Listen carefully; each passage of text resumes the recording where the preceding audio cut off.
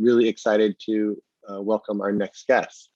So Dr. Amishi Jha, and we will be exploring some of the concepts in her book, Peak Mind. The session is titled Peak Mind, Training Your Attention to Fuel Your Life. Dr. Amishi Jha is a professor of psychology at the University of Miami. She serves as the director of contemplative neuroscience for the Mindfulness Research and Practice Initiative, which she co-founded in 2010. Dr. Jha's work has been featured at NATO, the World Economic Forum, and the Pentagon. She has received coverage in the New York Times, NPR, Time, Forbes, and more. Dr. Amishi Jha, welcome to the Global Mindfulness Summit. It's great to be here, Soren. There is so much for us to explore, and so we're just gonna kind of like dive right in. So just to let everybody know, I will be kind of connecting with Amishi for the first 20-25 minutes, and then there'll be a chance for you all to ask questions. So there's a little button at the bottom called reactions. You click the reactions button, you can raise your hand. You don't need to do that now, but I will let you know in 20-25 minutes when we're at that place. Any and all kind of questions are welcome. So just stay tuned for when we'll have the Q&A, but the Q&A will happen after our interview together. Anyways, Amishi, it's so wonderful to have you. I've respected your work. I've respected your personhood. And thank you for all the work that you're doing. Oh, thank you. Feelings mutual. So let's talk about a little bit about Peak Mind and just kind of the inspiration to kind of put that out into the world. There's a lot we can dive into, but just why did that inspire? I know how much work it takes to write a book, and the amount of time and energy that goes into that. So what was the inspiration for you? In many ways, we've been pursuing the line of work in my lab for almost 2.5 decades now, studying the brain system of attention. And that's my formal training. That's my interest, is understanding how this brain system works, what challenges it, what are things that actually make it not work properly. And then mindfulness training is really one of the only solutions that we were consistently finding benefited attention, in particular for groups that were really challenged with regard to the conditions that are likely to degrade attention. So military service members, first responders, elite athletes, high stress business professionals. I mean, the list goes on and on of all the groups. But what I felt was we were getting to the point where there were solutions that we were repeatedly finding hold up. And frankly, all of us are high stress, high stakes humans. So I wanted a way to take the knowledge we had gained from our research studies and offer it to as many people as possible to see if it could be of benefit. And I'll tell you, the kind of poignant aspect of this was, while we've been going through this global pandemic, in some sense, the whole world became a high stress, high demand cohort. And we were collectively going through a very pressure-filled, uncertain, and threatening set of conditions. So it became exciting for me to try to take the lessons learned and package it together so that hopefully it'll be a benefit to many more people than our research participants. Got it, wonderful. And can you talk a little bit about attention? It's a word you use, I know, quite a bit in your book and in your work. Can you just tell us a little bit more about how you define that and how you map that and how you study that? Yeah, and that's the thing about having this be the topic of our academic work, is a simple term like pay attention, or just use the word attention. It means a lot more to those of us that, what they say about PhDs. It's like, a whole lot about a whole little. And that's what it's truly the case. But it ends up that the term attention, when we use it colloquially, we're really referring to focus. We're saying, can we focus? Are you able to focus? Many of us are finding that it's very difficult to do that in our modern world. And I want to just take this moment to thank you, Soren, for your role in some of the innovative approaches that you've been involved in to solve some of these attention economy challenges that we all are enduring. But from my purview and from the work that we do in my lab, attention is much more than focus. It's actually multiple things. So I wanted to just, like you said, set the stage for what I mean when I use that term, expand the notion of what attention is. And for everybody that's joining, and I'm just so thrilled to see people from all across the globe interested in this topic. It's very heartening. Just to say that as I describe these systems, hopefully it'll resonate. It'll be like, oh yeah, I do think of attention that way and that way, but we're kind of putting a frame on it that helps us put it all together. Because frankly, the power of mindfulness training was that it was able to bolster all of these aspects of attention that I'll describe. So the very first one is like focus, the term that we use colloquially. And I would say the key for that aspect is that we can narrow and direct the brain's computational resources to whatever it is that we want to. And oftentimes I'll use the metaphor of sort of like a flashlight or a torch, depending on the part of the Mhm. world that you're in. We can willfully direct it, and whatever it is that we direct that resource, put it on, we'll get better information, Mhm. crisper, clearer. The comprehension will be better if it's words, the clarity will be better if it's an image. And that goes not toward just the external environment. We can direct the flashlight internally, and we frankly need it in order to do things like follow a train of thought Mhm. or learn information or make decisions. So I think most of us get that. Yes, we use our focus in that way. It's very, very powerful. But there's another way that we use our attention that's almost the exact opposite of that. And just to give you a sense of when this might come up, think of the last time you were walking down the street or maybe in your car driving somewhere and you saw just a blinking yellow light. Maybe it was near a school or maybe a construction site. What does that typically mean? It typically means Mhm. stay broad, receptive, and alert in this moment. And you might not get specific instructions about what you need to be alert regarding, but the present moment is what matters, and you getting Mhm. all the information that is occurring right now so that you can properly maneuver through the situation is the most critical thing to do. Mhm. So whereas the focusing system is really regarding selection of specific types of information, this other system, called formally the alerting system, is about privileging the moment, what is Mhm. happening right now, but not biasing or limiting the content of what might be important in that moment, Mhm. being receptive Mhm. to whatever's occurring. So broad, Mhm. receptive, etc. And that's quite the opposite of the flashlight. And then the third system really is sort of the manager of both of these other systems, sometimes called executive functioning. Mhm. And it's just like the executive of a company where the job is not to do every single task, but to ensure Mhm. that the larger goals of the enterprise and the actions of that enterprise are aligned kind of moment to moment. Mhm. So the executive would course correct if there was a problem, or if there was an Mhm. update that needed to be occurring, it would help with that, or inhibiting inappropriate action, just maintaining the Mhm. goals. All those things are the job of this executive control system. So I hope that answers the question of like, Yeah, it's yeah. not just focus, it's broadening and Mhm. managing. And could you tell us a little bit about how your own personal journey led you into this? My guess is after high school, you probably weren't like, I'm going to go to college and study attention. Um, Not uh, pretty close though, oh, actually. I was really? always Oh, interested okay. in the brain. Yeah, I was always interested in the brain. I was became interested in attention pretty early on. And it was really because I was so excited about this capacity that the brain has to modify itself and to change itself. Mhm.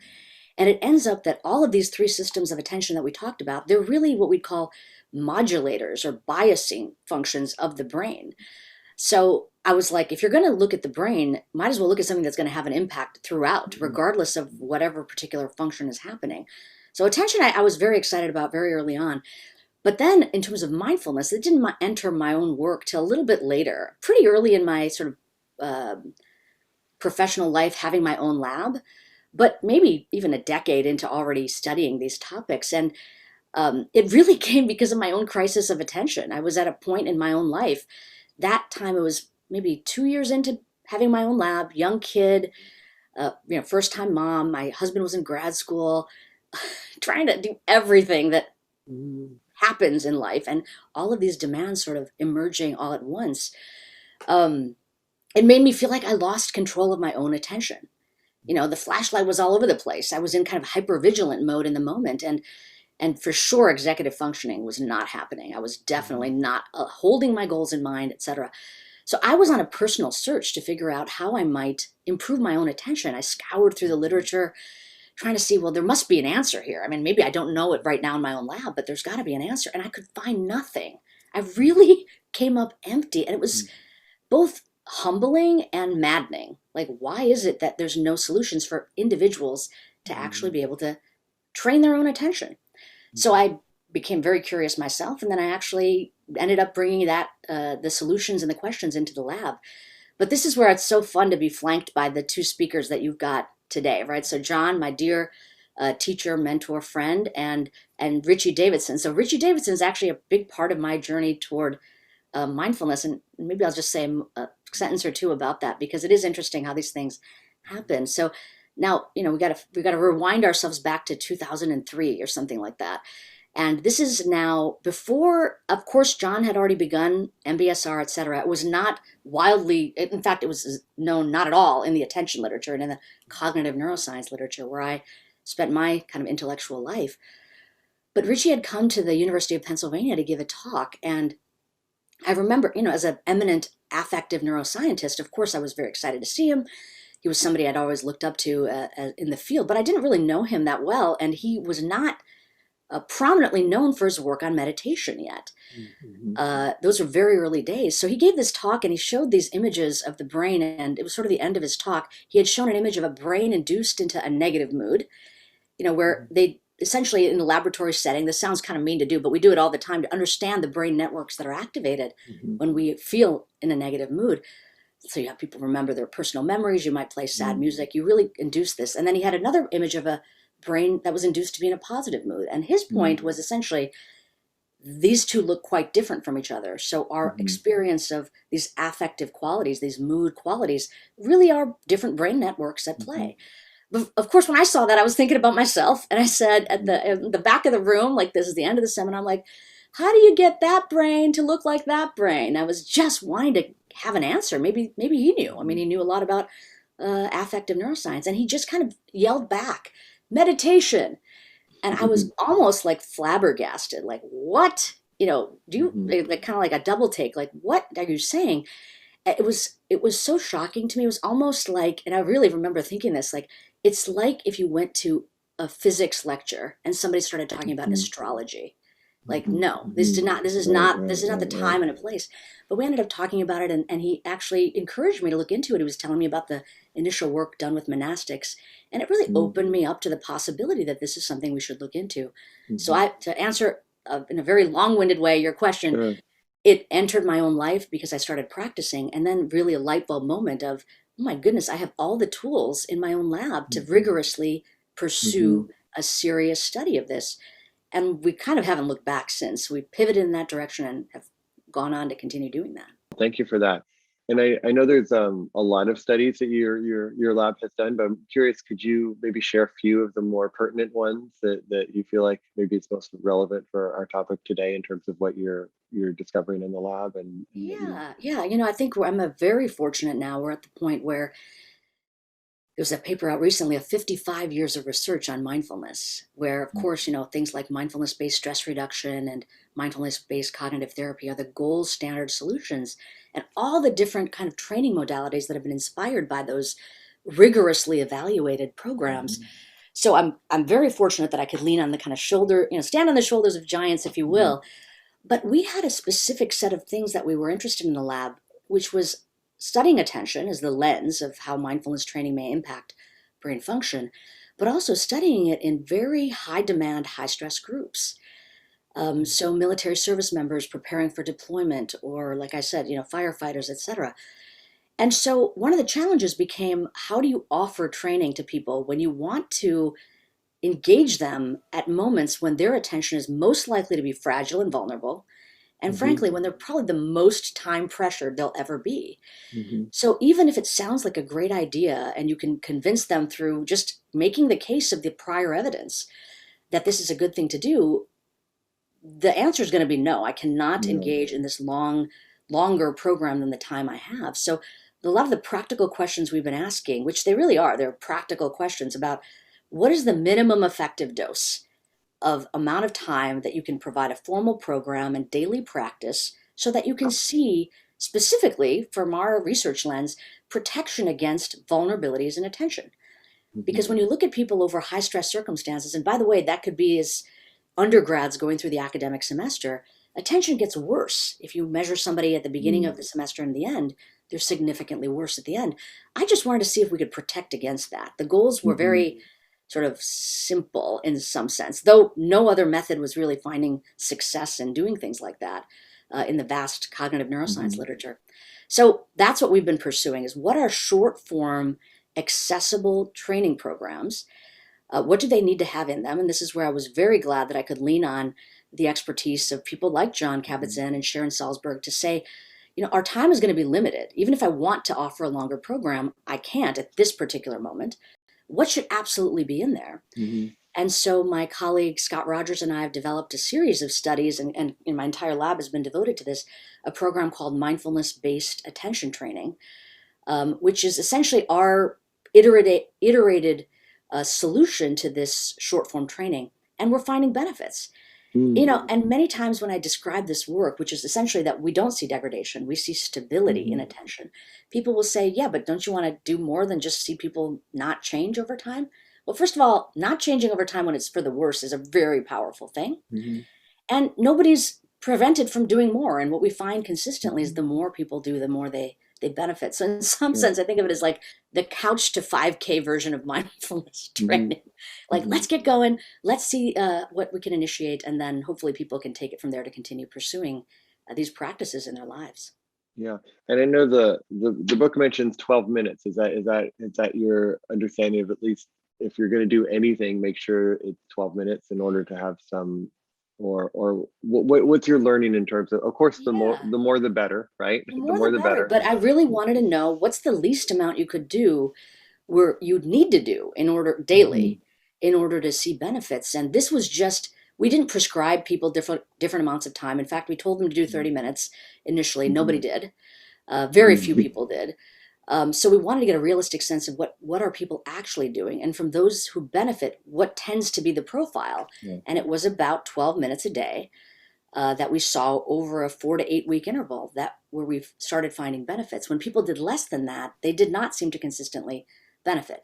The Hmm. more they did from 12 minutes, Sure. they Right. had Right. more Right. benefits. So Right. it was a good guidepost of like, well, try to hit this range at least as an on ramp to practicing. Yeah. And we were talking before about kind of being on Joe Rogan, and you've done a bunch of podcasts. So there's this kind of broad world of people now interested in mindfulness. Back in the day, it was just Yeah. kind of this small little pod of people who somehow found a tape here or watched a video there, or went to a talk. And now it's kind of expanding, and I think the people who come to it are often kind of want to improve their performance. Right? They're everywhere from a martial artist to somebody in the military to somebody in the business sector. How do you find yourself introducing mindfulness in a way to them that feels relevant for their particular needs, but not taking away from the heart of being present in the moment without expectation for the future moment that might emerge? How do you meet them where they're at, but also feel like you're giving them a kind of invitation into a present moment without necessarily expectation? It's always a tightrope in some sense. It's a balancing act to know that there is a goal, that executive control Hmm. is going to want to have a goal. Hmm. Um, but the way to achieve that goal is to not be so goal focused in some sense. It's a little bit of a paradox, but Yeah. it's frankly been a really welcome journey. There's been so many people that we know when we experience a crisis of attention. I knew when in my own life, like I'm not performing at my best Yeah. right now, Yeah. but I'm also feeling terrible. Yeah. So we don't need to tell people when there's a pain point in their life or when they just don't feel that they're optimized to be Hmm. their best, whether that means performing at their best or being the Hmm. best version of themselves for the benefit of those around them in their world. Hmm. So that part I don't think has been a challenge. I think that people understand that. The route for me to describe why this is useful to do really comes from my perspective as an attention researcher. Most Hmm. people interested in performance and even interested in well-being know that when they're not there, now they can physically be there, but when their mind Yeah. is not there, they're going to miss information. Their Yeah. decision making may be off. Their comprehension and understanding of their situational Yeah. awareness, if you will be compromised. Yeah. And so, what can you do to advantage that so you're more present in the moment? And the other thing I describe often is that just saying to yourself, show up, pay attention, Hmm. be here right now. These are great phrases to kind of keep in your top 10 list of what you say to yourself. But Hmm. frankly, given the nature of the mind, given the nature of attention, that we are very likely to be hijacked away, Mhm. between 35 and 50% of our waking moments, our attention will not be on the task at hand. And Mhm. that's sort of by evolutionary design. That's our inheritance. Mhm. That's the Mhm. baseline. So the wish that we can just guide ourselves moment to moment and to remember that we should be in the present moment is not going to be effective enough. Yeah. So coming at it from a brain training point of view, that we can actually train ourselves every day to better allow those propensities of Mhm. mind to come forward. I think people understand that in the same way they know that if they Yeah. want to go to we were just talking about traveling earlier. Yeah. If you want to be able to put your suitcase above your seat on an airplane, but you don't have the upper body strength to do that, that's not the time to get on the ground and Yeah. start doing some push-ups. You Right. have to Right. Right. Right. embody the strength in order to Yeah. use it in whatever moment you may need to use it. Yeah. And the mind is no different. And from the brain science Mhm. perspective, as you know, we're talking about here, and that I'm sure Richie will elaborate on next, this is what we're seeing. That's the sort of hopeful news regarding the brain, Yeah. is that we can train it to be stronger and more capable Mhm. and more present. And I'm curious, over the years that you've been doing this, we've seen both the interest in meditation increase for the last, say, 10 years, but we've also noticed more demands on our attention over the last 10 years. And you go to a cafe or you see people, and attention is all over the place. It's like it's rare almost to see two people just sitting down having each other's full attention. There's usually a phone that's also pinging or doing different things. I mean, I already wrote Um, 3 emails while we've been talking, so. right. So that's become the norm of attention. That attention is all over, and we've just kind of seemingly accepted as a society. This is kind of how it is, and I'm not saying we shouldn't. I have a child, and if my child is trying to reach me, I want to be reachable. At the same time, it can just be this swarm of immersive. So and so just took a picture of their meal on Instagram, and then we're getting alerts on all kinds of things, right? And there's vast amount, billions of dollars spent to get our attention on the platforms and to keep our attention on the platforms and to give us things that get us upset or get us desiring, or the platforms know that in order to keep our attention there has to be something that's stimulating to our system. So there's a huge pull of our attention. I think, last time I saw Netflix, I think Netflix gives us 4 seconds before automatically playing the next video, that comes in, because they don't want our attention. They are worried that if our attention is given too much time, right, our choices, we might choose something else. And so how have you noticed that playing out, particularly with the students you work within your lab? And what are some of the ways that you're noticing people are trying to find their way amidst this world of attention demand? Yeah, it's a great question. And I think that the first thing to say is that the kind of cultural takeaway from this moment is we're in a crisis of attention, and our attention spans are shrinking. Like, that's what Hmm. I hear. And the first thing I have to say is no, our attention spans are not shrinking. Evolutionary changes don't occur at that time scale. 15, 20 years since the Hmm. iPhone or smartphone came out, and all Hmm. of a sudden our neurobiology is not shifting. It does not happen in that way. And frankly, there's nothing wrong with our attention. The way in which our attention is functioning is so powerfully predictable Hmm. that there are computer algorithms that know what we're going to Hmm. do. And that's not a Hmm. sign of failure on our part. It's an opportunistic thing that other entities are doing to maximize this. Yeah. So, if we think about the kinds of things that we experience, so the pull of the next video, or the ding of your Hmm. phone, or something that calls out, Soren, don't Hmm. miss out on this important Yeah. opportunity, Yeah. right? Things that are threatening or fear-inducing or self-related or bright shiny things, sex, Hmm. drugs, rock and roll, all those things that we know typically will get our attention are now able to do so online, and they're being uh, our attention is being turned into a commodity. Yeah. That's all true. And there Hmm. are definitely ways in which we can advantage ourselves to first remember there's nothing wrong with us, that we're Right. behaving in a way that is appropriate. The responsibility cannot be ours alone. There has Right. to be a responsible dissemination of by technology companies. But there are things we can do as those changes are Right. hopefully coming and being mandated to advantage ourselves. Hmm. So things like, if you know you're not going to get email or phone call from your kid, maybe turn off your phone for a little bit. Right, Maybe right, right. don't put yourself in a situation where you're going to multitask, because that's not a thing. We're task switching. We don't have Hmm, multiple hmm, flashlights. We've got one, and we're really taxing it by having it do hmm. multiple things. So there are things we can do just in our simple environment to advantage Yeah. ourselves. But one other thing I want to just end with regarding this point is, even if we banished all of our technology, even if we were, and we know this from those of us that Right, work in yeah. IT, we know this, or even every day when we try to quiet our minds sitting and practicing, if there are no external distractions, we have a big one contained inside Yeah. our skull. And Yeah. the same solutions we apply to deal with that distractibility, we can actually extend to our external environment as well. Right, right.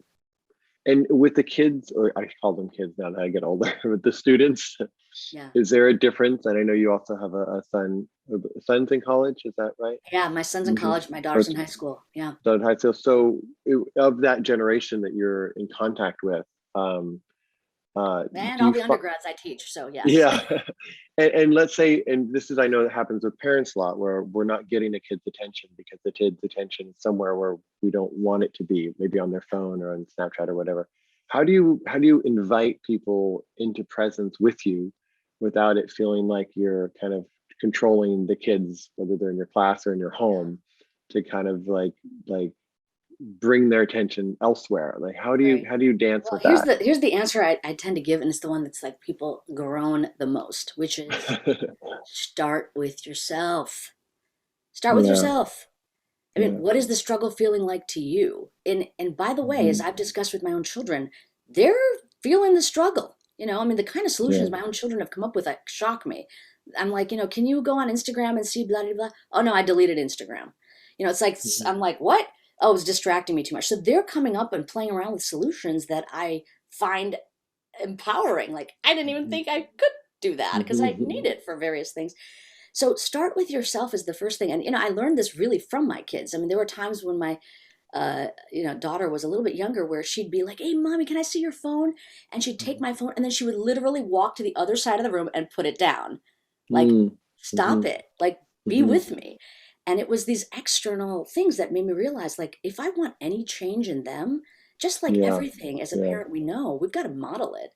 And we Yeah. can't model it unless we take seriously the impact that all of this is having on us. Right. Beautiful. So that's Beautiful. what I meant by you'll get the groan of like, oh, I don't want that. I just want a solution I can offer them. Sorry, Right. we got to start with Yeah. ourselves, like everything else.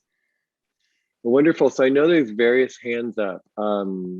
Let's see. John Bashu, do you want to grab somebody and bring Yeah, them we in? we have Devesh. Go ahead, Devesh. Yeah, thank you. Wonderful talk. My question is, we are talking about, people who are on the autism spectrum and neurodiverse community.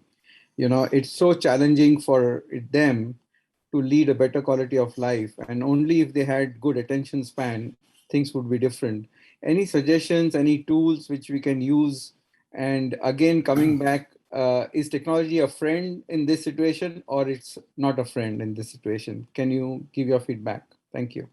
Yeah, great question. And I think, neurodiversity is a very important topic. There are solutions that we can offer people that either whether they're, Asperger's, autism spectrum, or other types of learning challenges, psychological disorders, etc. The first thing I would say is, that's not my particular expertise, but broadly speaking, for sure, there are programs that have been offered to not just um, people that are on the autism spectrum, but parents of people, family members of people that are on that spectrum. So there's a proliferation of mindfulness training tailored for particular communities of neurodiverse populations. The key for those solutions is that they're tailored for the challenges. So, for example, when we were working with an ADHD population, we didn't begin with 45 minutes of silence. We had very active practices. So for somebody that's on the autism spectrum, I can imagine that it would be not requiring perspective taking or other challenges that that type of brain orientation might lead to. So customizing practices for the particular challenges and then offering mindfulness training are good approaches. And there's a whole literature that I would direct you to look at. So yes, there are answers to be had, and thankfully more research is being done. Whether technology is a friend or a foe, the answer is yes. It is a friend and it is a foe. And that friend-foe relationship is moment by moment. In the same way, in some sense, of our own internal distractibility. Sometimes our distractibility leads to insight. It leads to noticing things we may have never noticed. And other times it just derails us terribly. And how do we make the choice whether it's going to be beneficial for what we'd like to do next or problematic? In some sense, this is what mindfulness is so helpful with, is if we're watching, if we're monitoring, if we're open, curious, receptive to our own mind and the environment in which we're engaging, moment by moment, we'll have a lot more of those choice points to redirect in a way that would be useful and beneficial. So I'm sorry I don't have a definitive answer, but the definitive answer is pay attention to your attention in some sense. And all of these things will start hopefully allowing for better outcomes than they are now. Amishi, so happy to see you, to talk to you, and it's fascinating talk. I'm working in teacher education for many years, and I'm looking how in Switzerland, I'm from Switzerland, and I'm looking for how to convince CEOs and the decision makers in teacher education, Swiss teacher education, to pay more attention to mindfulness for teachers and then children. And my big question is, I started to study in Bangor mindfulness-based approaches, and then we had mindfulness on the brain, and it was fascinating for me to see with Susanna Doji, she was there, and Rebecca Kaunhoven. And I have read, many papers from you, and I'm looking for a paper that's really convincing, where it's really clear that mindfulness helps to improve attention. I'm looking for, how to convince people. Maybe you have a recommendation for me. Yeah, I appreciate your passion for wanting to get mindfulness-based solutions to this community, right? The educational context seems like a very worthy area in which to pursue it. And I would say that, first of all, I'm a scientist. So like my convincing is really just allowing the truth of what we're finding through research study after research study to emerge. And then finding the context in which that truth, that understanding would be beneficial. So, in our work with the kind of groups that we've pursued partnerships with, like military service members, in some sense, if the problem that I'm describing resonates, and I would say for many educators, the problem with children having very challenging circumstances with their own attention and distractibility, as well as all the other things that mindfulness can be beneficial for, our social or pro-social interactions, our ability to regulate and experience our emotions, our relationships with others, and our learning, etc. I mean, it goes from the whole scope of the world of mindfulness and what it can offer.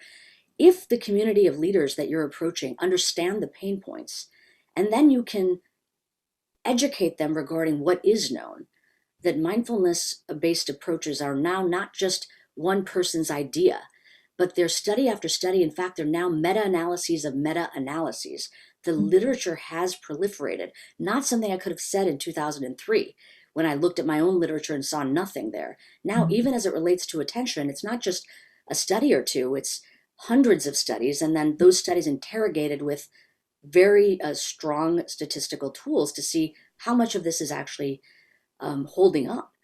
We're at a very good point now where we can point to various situations and say, yes, this is beneficial. The other thing I would encourage you to do is look at other countries and other education systems that have already made the case. So the United Kingdom is a great example. The UK Mindfulness Initiative and Jamie Bristow, I'd encourage you to look at some of their resources regarding mindfulness in education, because they've made the case very clear. You can benefit from the way in which they've described the research to apply it in the context you'd like to apply it to. So hopefully that'll help. But there is also a lot of skepticism. Just the last years, some papers appeared saying, yes, but allow me to say that the research is still early stage. It's just a very basic research we have now, and that's not enough to introduce mindfulness in teacher education, for example. Is that what I hear in Switzerland? And it's really hard to talk to and I think that those are valid, active considerations. Research can always improve. It's not anything, if we looked at it within 20 years of an enterprise beginning, we would say there's more work to be done here. Even think about the relationship between physical exercise and physical health. Yeah. That was controversial. That was like, no, we're not sure that those things are related to each other.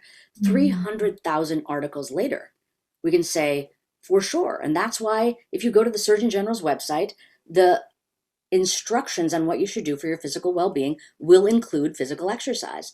So I'm not saying we're done, but I'm saying that we are at a point where there are certain realms in which we can say with confidence we're finding positive support. And then of course it's based on the tolerances and the biases of the leadership if they want to pursue it or not. But these are both true. The fact that there is growing evidence and that there's more to be done are both actually the case. Okay. Thank you very much. Thanks.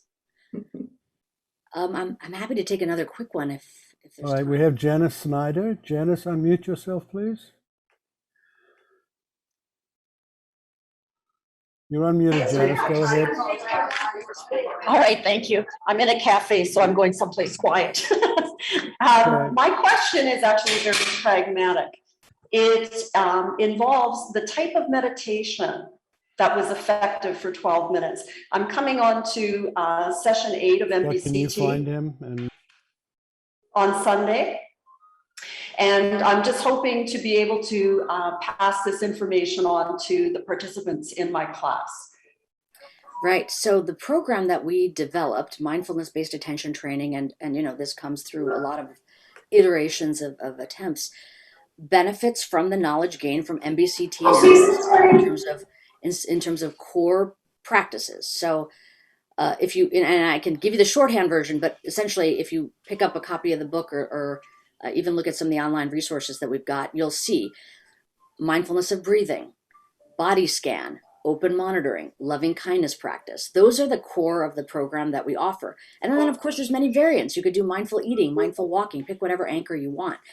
The key is that this sort of suite of practices seems to offer a type of cross-training for attention, and then engaging in engaging in those practices in sequence, kind of building one off the other for about 12 minutes a day over about a month is what we saw benefits participants. So it's not going to be, when you read what the practices are, these are already subsumed within the kind of programs you have familiarity with, except because of the time constraints and the time pressured nature of the groups that we work with, we couldn't offer the full suite. They just would say, no, we're not even going to get started with it. Right. And so would the recommendation be, and I will buy the book, but I don't have a lot of time to read before Sunday.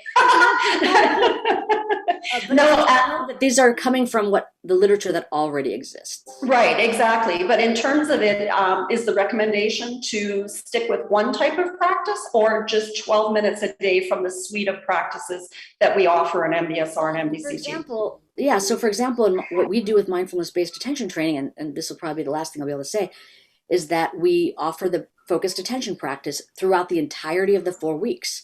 In week 1, it's entirely focused attention. In week 2, we interleave it every other day with body scan.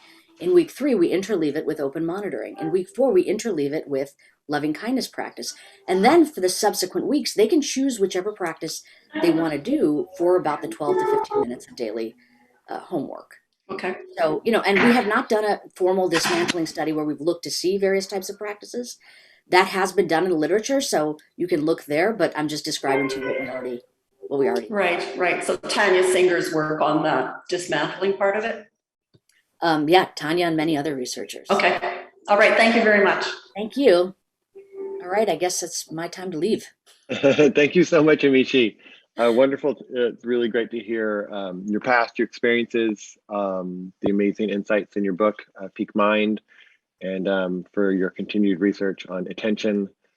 Thank you so much for all you do. I think if people want to follow you and follow your research and follow your work, amishijah.com. Amishi.com. Amishi.com. Yes. Oh, wonderful. Remember my first name, you'll be able to find what we do, all the work in my lab and other resources. Wonderful. Thank you so much for joining us. Thank you. Everybody take care.